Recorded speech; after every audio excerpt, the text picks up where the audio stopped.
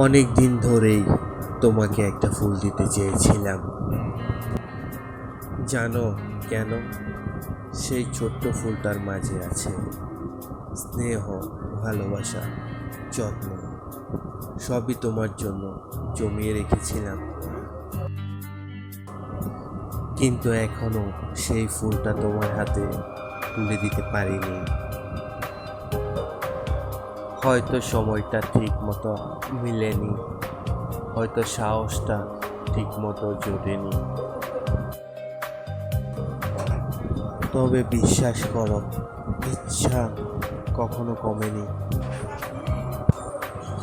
প্রতিদিন মনে হয়, যদি আজ তোমাকে সেই ফুলটা দিতে পারতাম, যদি আজ তোমাকে একটু হাসাতে পারতাম।